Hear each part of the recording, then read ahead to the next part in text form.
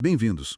Hoje nossa exploração nos leva a materiais bem interessantes sobre uma abordagem matemática, né? Para tentar achar oportunidades no mercado financeiro. Uhum, O foco aqui é bem específico. Análise intraday do dólar. exato. A gente tem aqui uns detalhes de uma equação, a lógica dela, como aplicar. Enfim, a missão é destrinchar como essa fórmula tenta, assim, prever movimentos e criar umas referências para operar curto, no mesmo dia. Exatamente. A gente está falando de uma equação que basicamente conecta o preço futuro do dólar com a Petax, aquela taxa oficial do Banco Central, né? Certo, a Petax. Isso. E também com a diferença entre os juros aqui do Brasil e os dos Estados Unidos. E o tempo.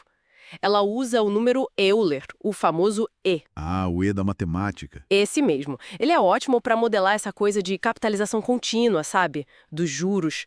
Então, a fórmula base é algo como dólar futuro é aproximadamente Petax vezes E elevado a, bom, diferencial de juros vezes o tempo. Ok, parece bem matemático, né? Mas a ideia central vem lá da matemática financeira mais básica, de montante, juros compostos, só que com essa camada de cálculo contínuo usando o E, certo? Perfeito, é isso aí. O uso do E dos logaritmos naturais também é uma forma, digamos, elegante de simplificar o cálculo, de como os juros, o brasileiro e o americano, impactam o dólar o tempo todo, continuamente. E aquele fator DU 252 que aparece. Ah, sim. Esse fator DU sobre 252, ele entra para ajustar a taxa para o período certo, anualizar a taxa diária, mas considerando só os dias úteis do ano, que é como o mercado aqui funciona, né? Geralmente são 252 dias úteis. Entendido, faz sentido. Mas, bom, como é que essa teoria toda vira algo prático? Para quem está ali na tela buscando oportunidade dentro do dia, no intraday mesmo. Ótima pergunta. O ponto de partida é tipo calcular um preço justo teórico para o dólar. Você usa a fórmula com os dados do dia anterior, a Petax do dia anterior, os juros. Certo, um valor de referência. Isso. Aí, a partir desse preço justo, você cria as bandas de volatilidade. Uma para cima, multiplicando a Petax pelo fator exponencial da fórmula, Ok. e uma para baixo, dividindo a Petax pelo mesmo fator. Isso te dá um intervalo esperado inicial para o dia. Tá. Um mapa inicial, como eu disse. Mas para o intraday, que é muito rápido, né? Qual que é o diferencial dessa abordagem? Porque só olhar para o dia anterior pode ser pouco. Exato, aí que entra a parte mais dinâmica. O material sugere usar não só a Petax oficial de ontem, mas também as prévias dela, P1, P2, P3. Aquelas que saem durante a manhã. Essas mesmas. Usar essas prévias para gerar múltiplos pontos de referência. Já dá uma visão um pouco mais ampla, né? Mas o ponto-chave mesmo para o intraday é o que eles chamam de curva dinâmica.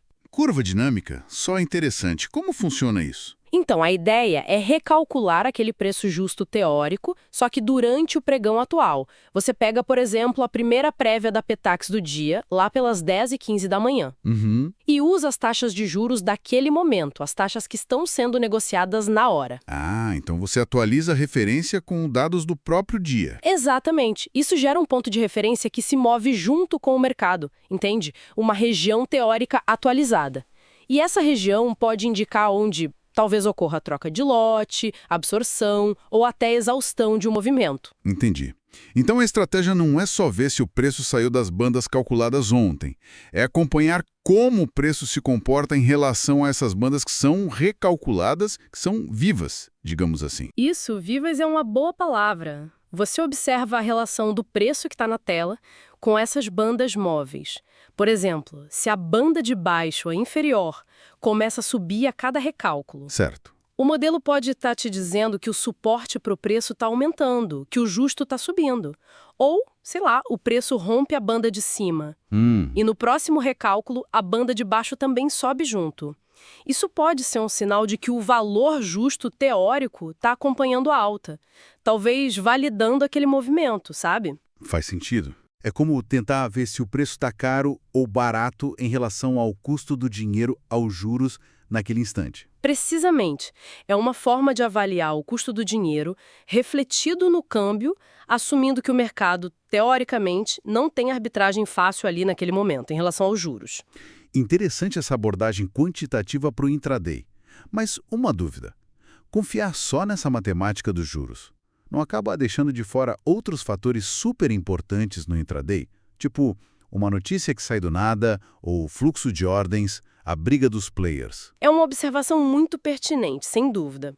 Esse modelo ele tem um foco bem claro, o impacto quantificável dos juros. Ele parte dessa premissa. Certo. Ele não incorpora diretamente o fluxo de ordens, nem o impacto de uma notícia bombástica que pode virar o mercado de cabeça para baixo em segundos. Ele funciona mais como uma bússola baseada no custo do dinheiro. Entendi. Então, para a gente resumir a ideia para o pessoal, a estratégia intraday aqui seria usar essa equação, baseada em Pitax e juros, para projetar umas zonas de preço.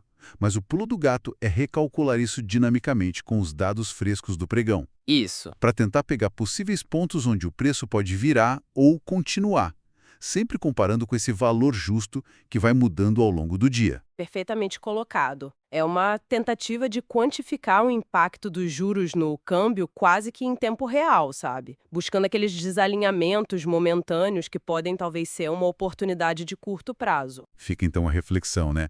Até que ponto um modelo matemático, mesmo sendo dinâmico, recalculado, consegue de fato capturar toda a complexidade de um mercado tão nervoso às vezes como o de câmbio, principalmente quando o inesperado acontece. Pois é sempre bom lembrar que todo modelo é uma simplificação da realidade, né? Tem seu valor, mas tem suas limitações. Exato. Um lembrete importante de que ferramentas matemáticas são ótimas, mas o mercado tem sempre a última palavra.